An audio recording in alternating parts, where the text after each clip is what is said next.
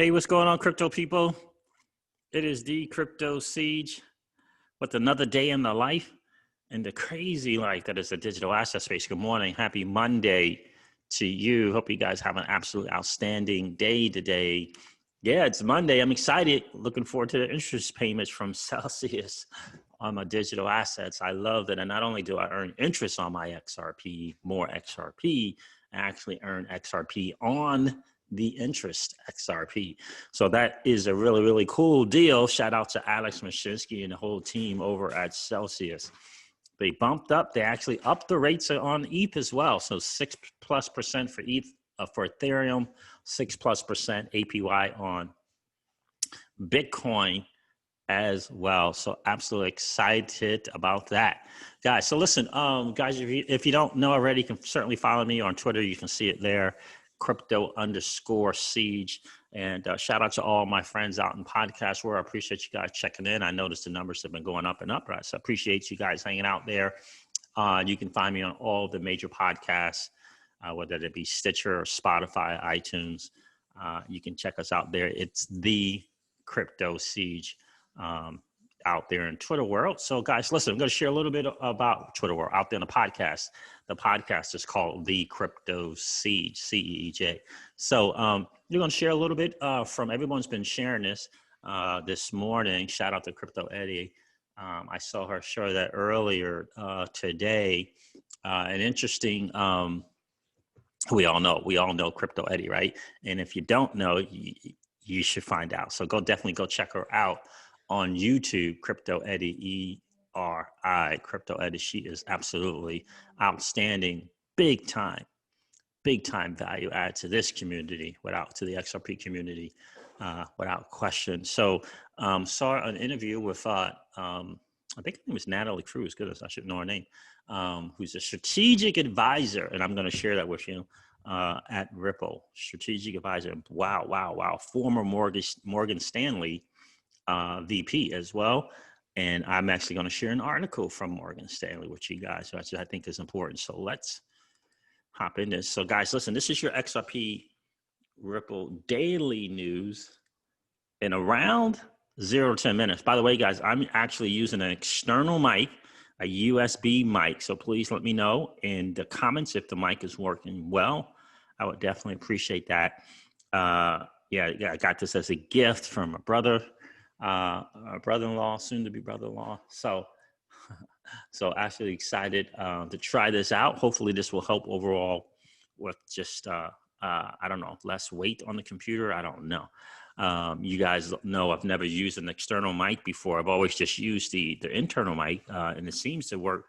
The internal worked well, but I'm going to try this in hopes that it will kind of help with the wear and tear, the weight, the usage resources of the laptop. So we shall soon see how it goes, but please let me know. This is an interesting article here from Morgan Stanley. This is on Bitcoin.com. And it says, Morgan Stanley Strategist recommends Bitcoin as central banks wrap up money printing, right? So we know Bitcoin, we all know it's the poster child for the entire digital asset space, right? But again, I thought that was interesting. So I'm going to cover that article, and I'm also going to cover here, love the board there at Ripple. There's Zoe Cruz. I said Natalie. Is Zoe Cruz. Zoe Cruz was co-president of Morgan Stanley from 2005 to 2007. Isn't that interesting? I'm going to share a video that she did in an interview with you guys as well. But let's go over this thing here it says Morgan Stanley Investment Management's chief strategist and head of emerging markets has recommended Bitcoin, which means essentially the digital asset space, as an alternative investment to stocks amid central banks' massive money printing policy. He says that alternative assets like gold and cryptocurrency could keep doing well while stocks struggle. Morgan Stanley strategist discusses stocks, gold, and Bitcoin. So, and I think that's important just because we're going to be covering Zoe Cruz as well, that another Morgan Stanley. So that this is when the people from these traditional financial services or firms start to talk digital assets, adoption is becoming, mass adoption is getting closer and closer and closer, right? Two things that the masses will listen to. It's the people from these traditional firms, and the other is mainstream media, right? They're not going to listen to you. They're not going to, your dude's not going to listen to you, right? Your mom is not going to listen to you, right? But your mom will listen to me, right? My mom won't listen to me, but she'll listen to you. That's kind of just how it goes. So, head of emerging markets and chief global strategist at Morgan Stanley Investment Management, Ruchir Sharma, discussed stocks, gold, and also Bitcoin in an interview with CNN on Tuesday. The Indian investor and fund manager joined Morgan Stanley in 1996. When asked about gold and digital assets, Sharma said it's a generational thing, adding that some older investors are still buying gold, whereas some of the younger ones, the millennials, are buying more of the Bitcoin and digital assets, he added. Generally, I think what that's telling you is that there is this lingering feeling out there that given what central banks are doing in terms of printing so much money, there is a search for alternative assets. And I think these assets could keep doing well. Now, if you guys have been watching the AMAs, Ask Me Anything from Alex Mashinsky on the Celsius Network channel, which I highly recommend that you do. He has been saying this since from day one, right? That it's important to have investing in non-correlated assets, non-correlated to the traditional market or the dollar, right? Non-correlated assets like gold, like digital assets, right? Bitcoin and digital assets, right? Hugely, hugely important to do that. And I'm going to share some stuff from Zoe that says the same thing, the very same thing. And so this is a great write-up, from Bitcoin.com, but I think it's always important to know that when the traditional firms like Morgan Stanley, Goldman Sachs, when these people come out and they start talking about diversifying your portfolio into the digital asset space, the writing's on the wall. They've known the writing's been on the wall for a long time now, right? But when they start publicly saying it, because they've already prepared, right? They've already diversified their portfolio. They've already recommended to their clients, whatever percentage it is, 1, 2, 3, 5, 10%, doesn't matter really, diversification into this digital asset space. That's great for you and I as early adopters in this space, right? We've always said on this channel, right, that this should be a head up and shoulders back moment for you. Why?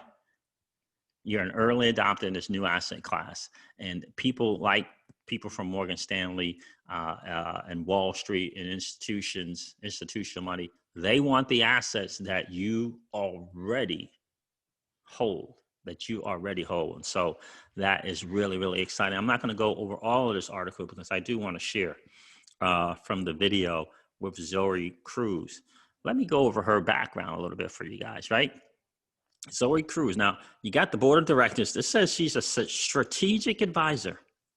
How cool is that? Zoe Cruz was co-president of Morgan Stanley from 2005 to 2007, where she was responsible for running major revenue-generating businesses, including overseeing their securities risk management and information technology. From 2009 to 2012, she was involved in founding and running her own investment management firm, Voris Capital Management.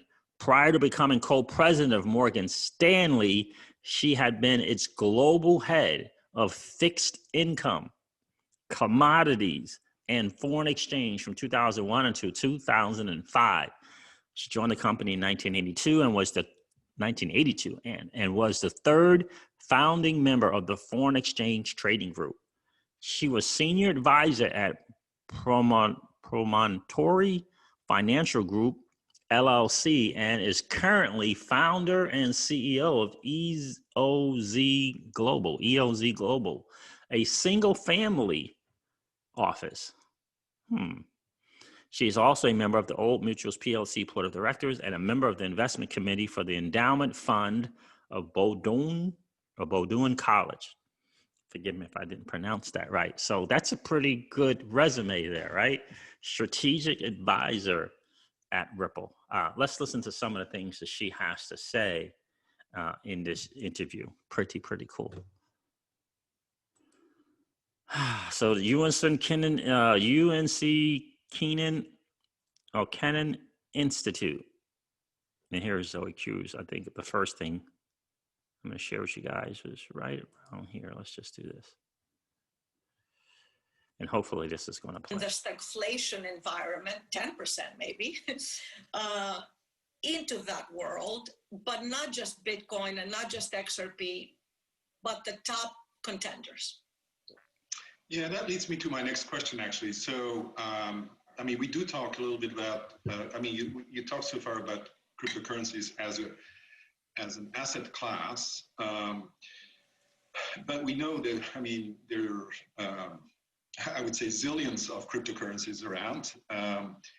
And so, I mean, the obvious one is everybody talks about Bitcoin, but there is Ether, there is Ripple, XRP, so are you, when you diversify, because some might have, I mean, I think most people would agree that Bitcoin is kind of the lead example, but may not be the only one. And so are you also thinking about diversifying within that group, or are you sticking to one?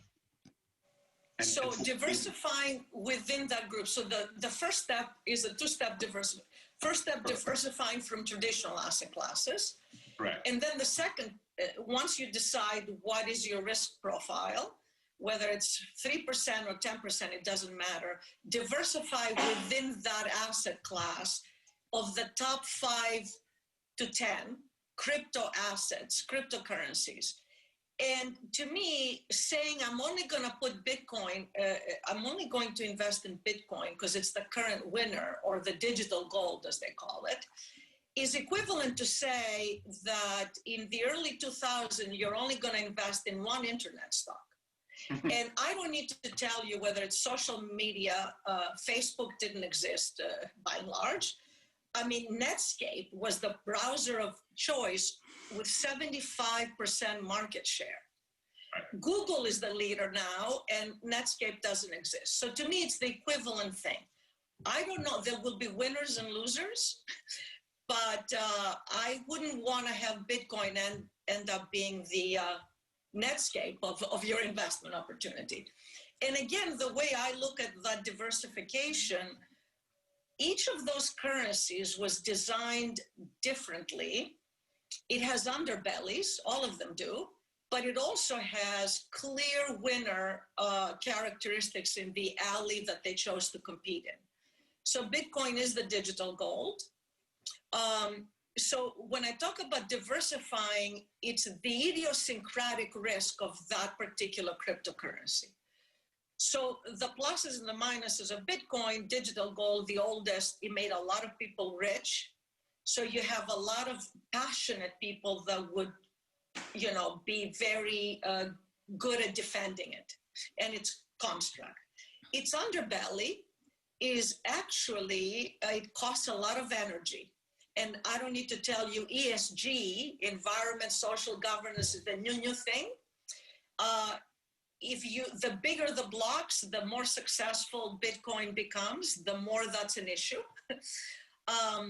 XRP is the alley it has chosen, and it is the leader in that class, is basically the cross-border payment system. The reason this is an important distinction is cross-border payment system currently practiced through correspondent banks works fine through the SWIFT system. It's a messaging system. It works fine. If you're Morgan Stanley sending $1 billion to Goldman Sachs or to Citigroup, if you're a small basket weaver in Nigeria, not so good. So the cross-border payment system, where XRP was designed for rapid, literally instantaneous, nanosecond transaction time for very high volume, low value business, where you can send $200 to the woman in Nigeria. That's an idiosyncratic plus. Its minus is it has a lot of concentrated holdings in Ripple, the place I advise, where 50% of all the coins minted are on the balance sheet. So again, Ethereum.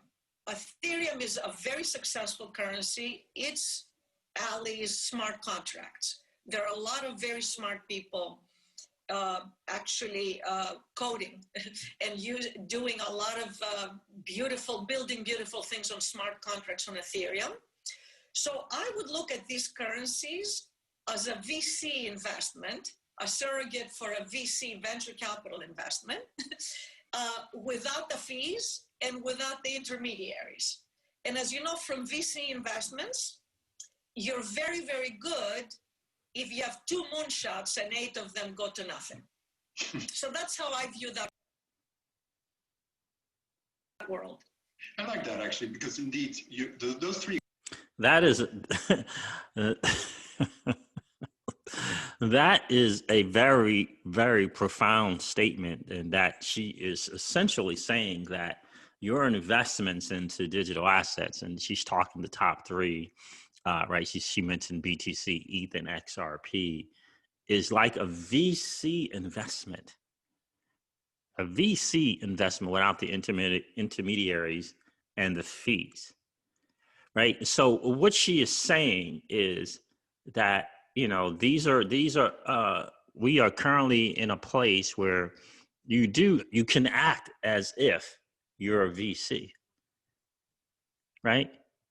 Right? You can act as if you are a venture capitalist and participate in this new asset class. But she's also pointing out, look, what are the pluses and what are the minuses?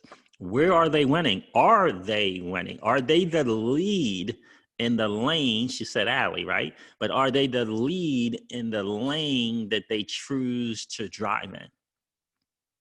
Are they winning the market share? Are they out in front in the place where they are deciding to run currently, right? Now, Bitcoin initially started payments and realized that, look, I don't know if they realized, or the people who invested in them early realized, we're not going to make the payments run, right? We're not going to lead in that payments thing, right? So this whole store of value thing had, they had to pick something, right? So this great hedge against the traditional market and the failing dollar, right? So this is what Bitcoin has become, because the market decided that, right? So the whole supply and demand thing, right? And so they were able to win in store value or big digital gold because they, quote unquote, decided that there is a big demand, the whole supply and demand, the whole only 21 million, right? That all of that created a space for Bitcoin, right? All of that created a space for Bitcoin. And she talks about XRP as being, the winner in cross-border payments and what they're winning. I find it very, very interesting that she mentioned the fact of the escrow XRP, the 50 million XRP in escrow as a minus. Now, and here's the thing that I want you to think about. She's a strategic advisor. So to Ripple, right? She's a strategic advisor to Ripple. So if she's telling you and me and telling this dude that that's a minus, don't you think she's telling the people at Ripple the same thing? And don't you think they put together a strategy to take that minus away in some way, shape, form, or fashion? Do you understand what I'm saying? Don't you think they've come up with something? They got a plan A and a plan B and a plan C to not have that 50 billion XRP in escrow look as a minus, quote unquote, she said, on the balance sheet. right? So that tells me certainly they have a plan to change that. And I don't know if it's going to be on the IPO. I don't know what it's going to be, what it's going to look like to take that quote unquote minus that she said, right? That 50 billion in XRP in escrow as a minus. Clearly, surely you have to believe that they have a strategy to change that. Surely there's a strategy to change that. And so I think it's really important to know what a sharp lady she is. All right, let me go on to this next one here. That point. I completely agree. I mean, I myself also from Belgium, and being from a small country, we're a little bit even smaller than Greece. I know what you're talking about. You're advisor to Ripple, the CEO of Ripple, and it's sort of well known that Ripple is sitting on a huge pile of cash, and it's sort of looking for, where to go with blockchain technology. And I'm just, what's your thought? I mean, they've been very successful with the interbank transactions model. And of course, that's one distinguished application for which they really created a market. What else is out there? What do you think would be the sort of bet for a company like Ripple? Great question. Well, look, I think they chose a space, the cross-border payment space, high volume, low value, not the Morgan Stanley, Goldman Sachs space. The one that addresses, it's a multi-trillion-dollar space, by the way. $200 adds to a lot of money. Yeah. But you're talking about 1.7 billion unbanked. 1.7 billion people don't even have a bank account, no matter how small the account is. And another 2 billion people underbanked. Right. So they chose a space that said, not only do you have people outside of the financial system, and XRP being used as the bridge currency, because it was designed for that, is a multi-trillion-dollar problem that if I solve it, I make a lot of money, I being Ripple, but also I make a difference. And what? Isn't it interesting that she would point out that it was designed to be a bridge currency? I think that's important to note. That she's saying that publicly, that it was designed to be a bridge currency, especially given the current economic landscape. In the end, this trustless bridge currency that no one owns is going to be very, very powerful. I just hope that people, my hope and prayer is that people can see that. Because the powers of the world, whether it be the central banks or the governments of these central banks, are going to want that. Look, China or Russia, they're not going to want to participate, right, in a non-level or an unlevel playing field. They want to be in a level thing. So what is this asset that can bridge the currency between the China's yuan or digital thing, the DCEP, and Russia and US, that everyone can agree upon,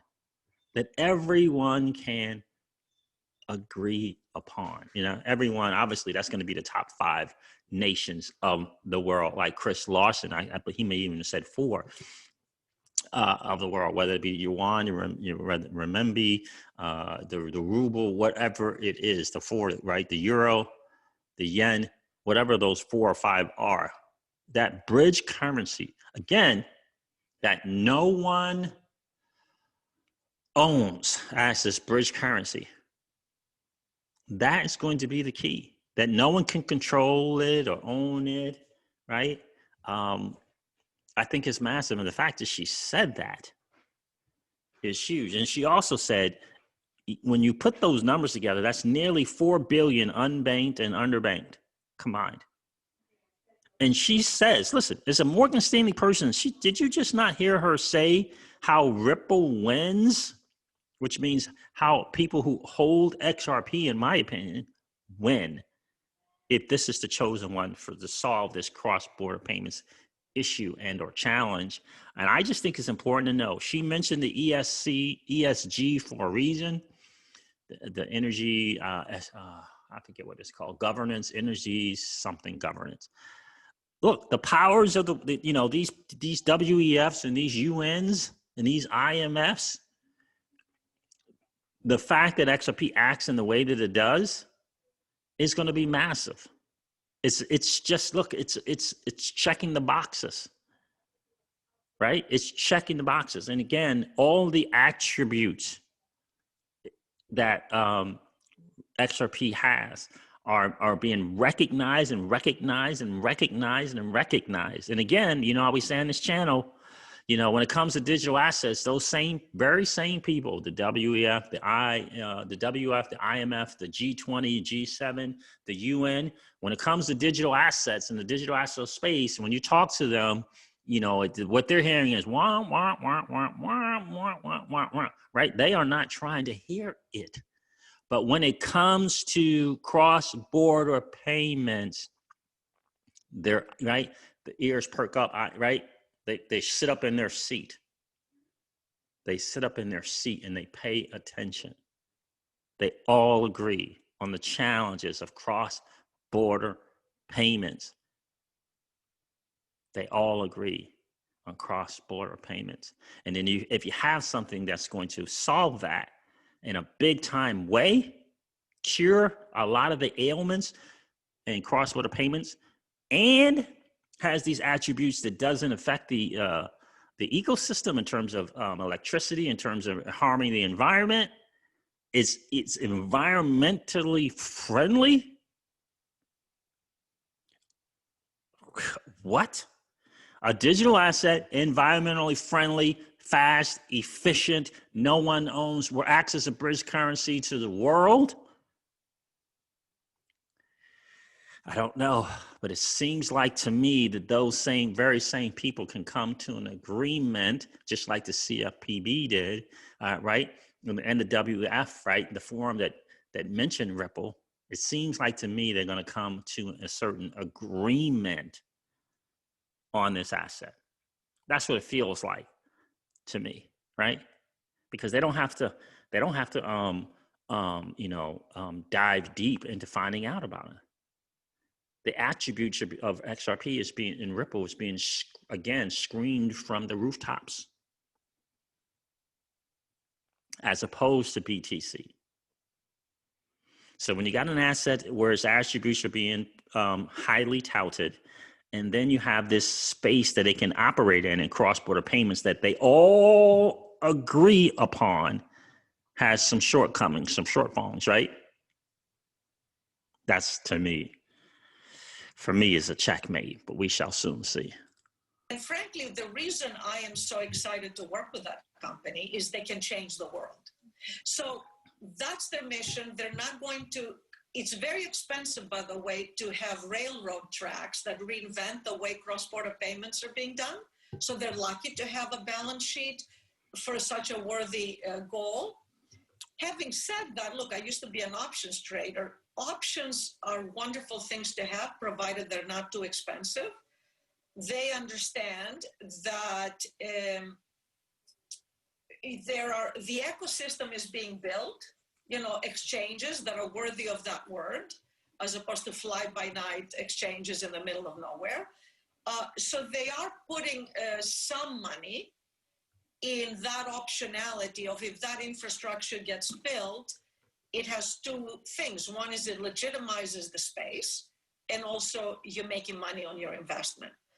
But I would say they're very smart in the way they're going about these options, but their main mission, where the money is being spent, is really laying down those railroad tracks that are very important. And no one, frankly, as I said, they can't pretend they occupy Bitcoin. They are store of value, just like Bitcoin is, obviously. But they're the clear winner currently in that cross-border, the clear winner.